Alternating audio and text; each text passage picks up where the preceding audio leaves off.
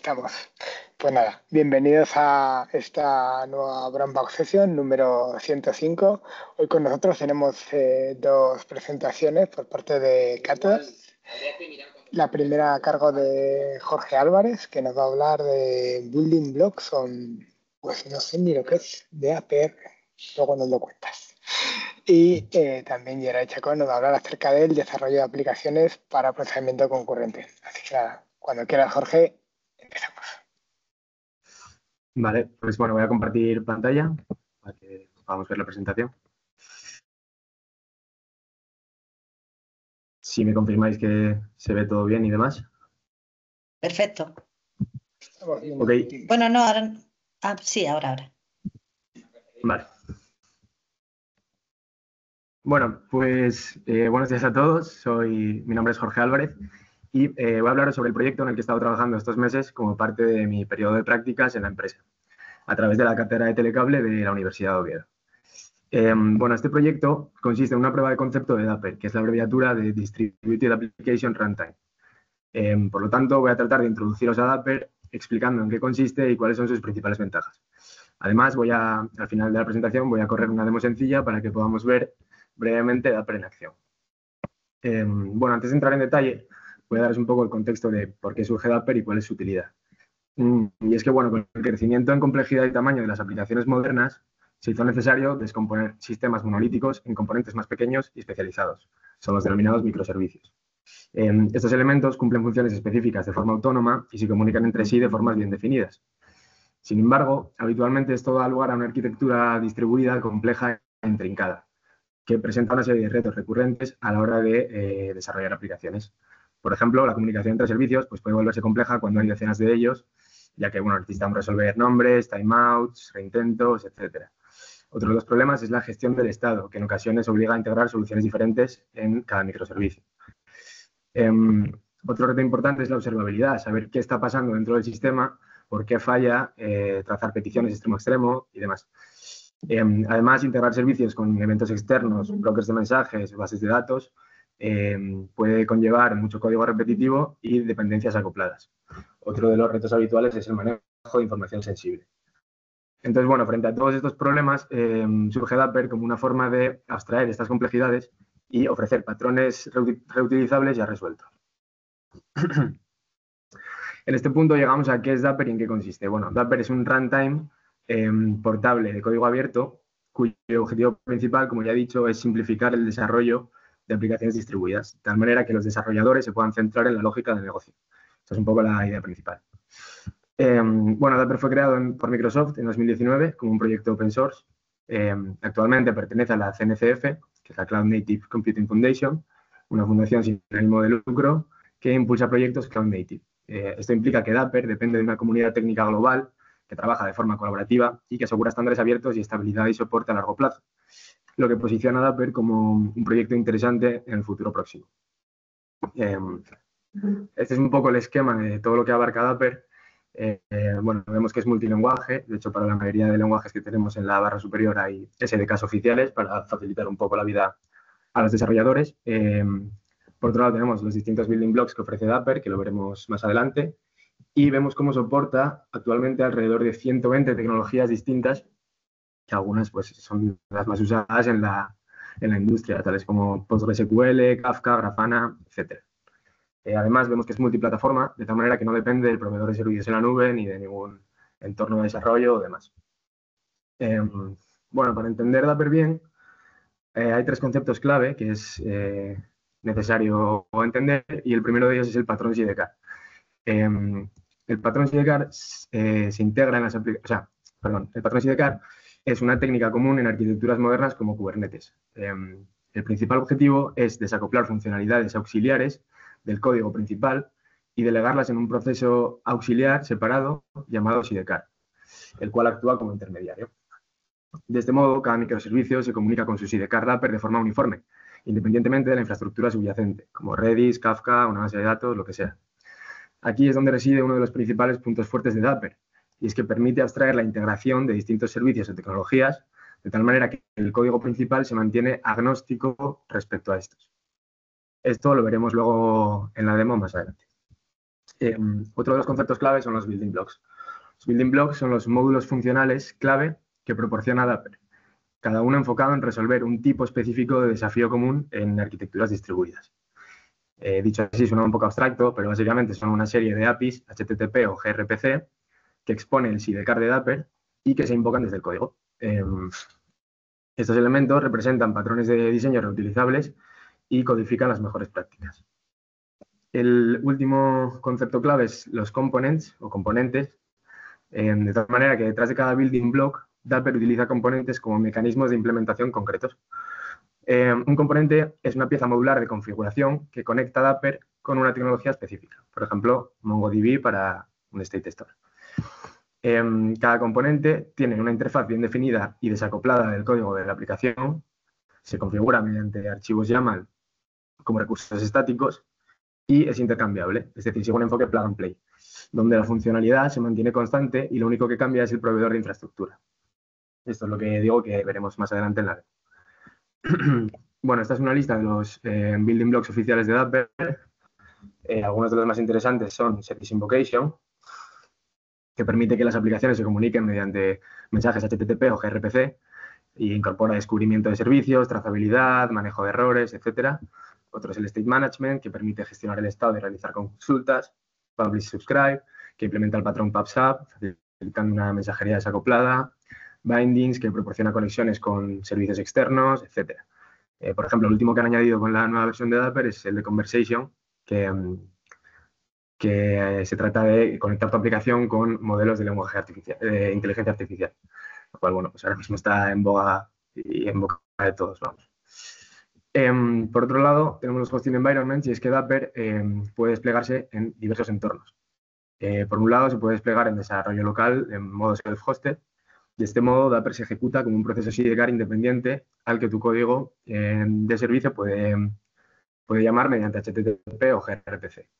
Y en Kubernetes, que es otro de los puntos fuertes de Dapper y es que es compatible con esta arquitectura, y es que se puede usar tanto para desarrollo local como en producción. En este modo, Dapper se ejecuta como un contenedor sidecar en el mismo pod que el microservicio. Bueno, llegamos un poco a las ventajas y limitaciones a la hora de usar Dapper, las que me he encontrado yo y bueno, las que ofrece Dapper.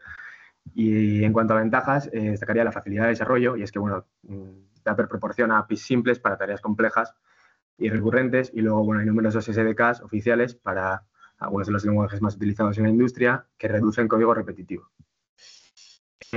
Otra de las características claves es el agnosticismo de la infraestructura, que es lo que comentamos antes, que es que los componentes son intercambiables gracias a su definición de interfaz, de tal manera que podemos pasar de una herramienta concreta a otra sin necesidad de modificar el código. Por otro lado, la observabilidad, resiliencia y seguridad integradas. Y es que Dapper es capaz de gestionar métricas, trazas, reintentos, mutual TLS.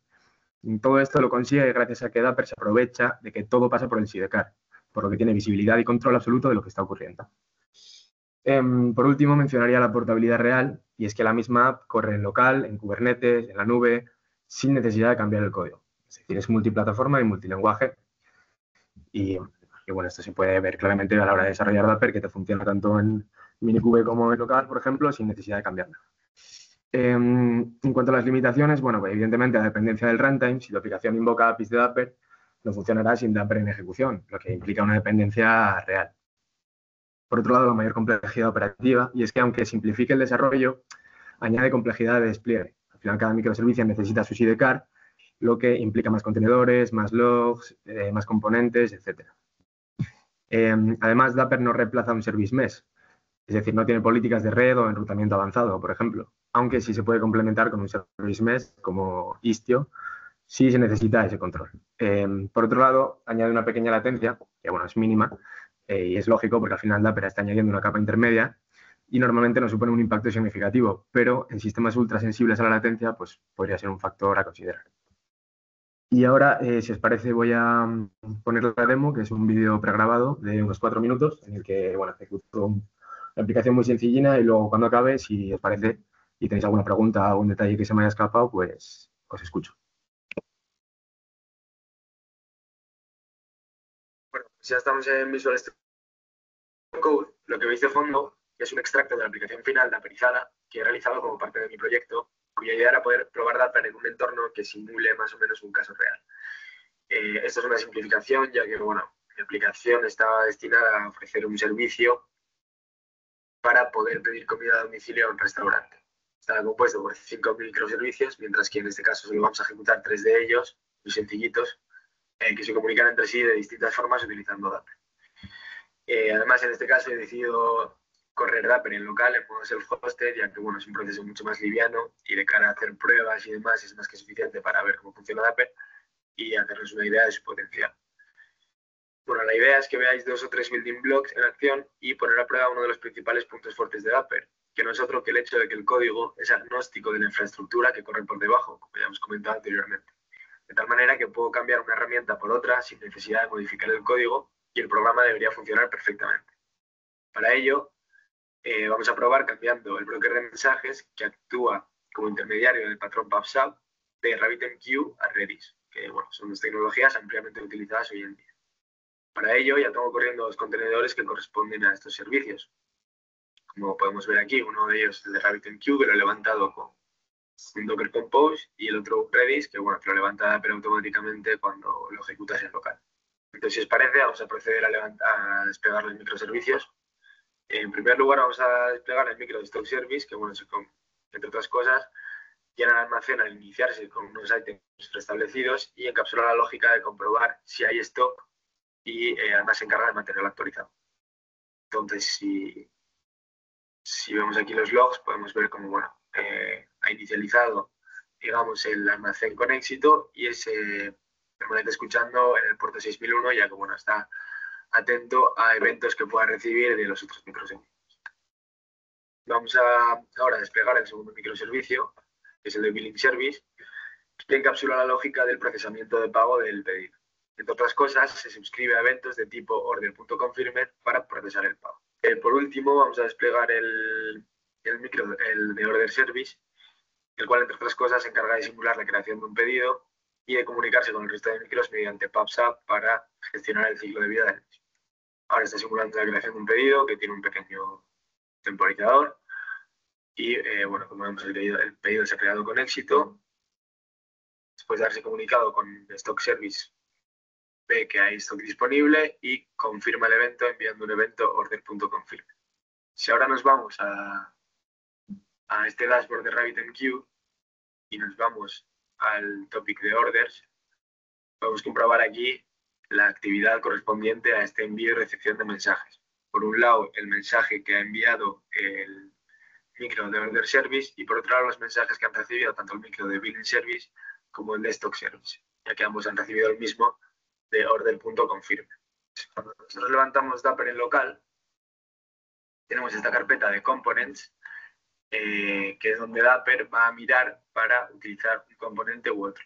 Si sustituimos ahora el componente de RabbitMQ y ponemos uno de Redis y procedemos a ejecutar los micros en el mismo orden que antes, pues todo debería funcionar igual. Sin embargo, no hemos tocado nada de código escrito en Go de los micros que tenemos por aquí. Si vamos a ejecutar los microservicios en el mismo orden,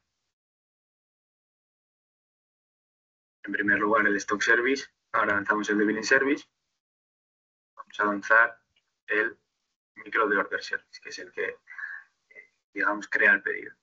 Y bueno, resulta que todo está funcionando exactamente igual, simplemente ahora los mensajes en vez de ir por RabbitMQ van por Redis. Si vamos al dashboard de antes, bueno, ahora podemos ver que no sale en el dashboard el topic de antes de orders, ya que claro, ahora mismo no estamos utilizando RabbitMQ. Sin embargo, aquí en el contenedor de Redis pues podríamos ver los logs seguramente correspondientes a los mensajes enviados y recibidos a través del message broker. Bueno, y eso sería todo. No sé si se escuchó bien el vídeo, igual se escuchaba un pelín bajo. Bien. Perfecto. Vale. Pues nada, ahora si tenéis alguna pregunta o lo que sea, escucho. Yo te quería preguntar, simplemente, imagínate que no hay tanta compatibilidad entre Rabbit y Redis, sino que quieres usar un Mongo, ¿cuál sería la operativa? Claro, en Dapper tendrás que hacer, en tu aplicación Dapper tendrás que hacer algún cambio más por el esquema que es distinto y cosas así, o... Eso es. Sí, por ejemplo, yo en mi aplicación final, la que está subida en el repo, que luego, bueno, si queréis lo puedo enseñar cuál es, por si queréis echar un ojo a alguno que quiera profundizar un poco más. De hecho, utilizo RabbitMQ y Kafka y cambio de uno a otro. Y sí que es verdad que Kafka, por ejemplo, tiene como muchos más metadatos y campos que tienes que configurar. Y eso lo haces todo en el archivo YAML, que es el que tiene definición de interfaz, que es, digamos, son los componentes. Entonces, el de RabbitMQ tiene unos campos concretos que tienes que rellenar, el de Kafka tiene otros y cada tecnología tiene otros. Eso en la documentación de Dapper oficial te pone cuáles son los campos a rellenar, cuáles son obligatorios, cuáles son opcionales en función de la configuración que quieras aplicar. Entonces, no sé si Genial, era esa. fenómeno, sí, muchas gracias, era lo que buscaba.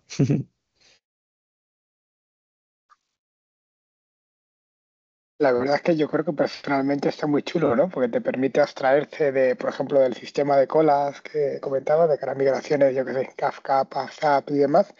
Y también problemáticas que históricamente yo las he gestionado de forma bastante manual, tipo creación de semáforos distribuidos y demás. Entiendo que te permite, digamos, hacerlo simplemente con la propia la API de Dapper, ¿no? Ujú. Te quita bastante curro. Sí, sí, muy interesante. No sé si tenemos más preguntillas. Sí, yo no es pregunta, tranquilo. Nada, yo solo quería felicitarle por el trabajo que ha hecho, que además sé que, bueno, aprender y entender todo esto casi desde cero es complicado y lo ha hecho genial. Y nada, que ha sido un placer trabajar contigo y que mucho ánimo para lo que queda del proyecto, que ya queda poco y, y hay que acabarlo. Bueno, y yo, por supuesto, dar las gracias a David, que me ha estado ayudando en todo, y a Juan, que también nos ha echado una mano. Y que, bueno, que lo que dice David al final es un poco complejo de primeras, pero te vas pegando con ello y, bueno, van saliendo las cosas. Muy bien, Jorge, yo también felicitarte y además que es una tecnología muy moderna, Microsoft participa en el desarrollo y es algo que también está muy de moda. El hecho de que tú puedas cambiar la infra, una base de datos y al final es como generar un estándar, ¿no?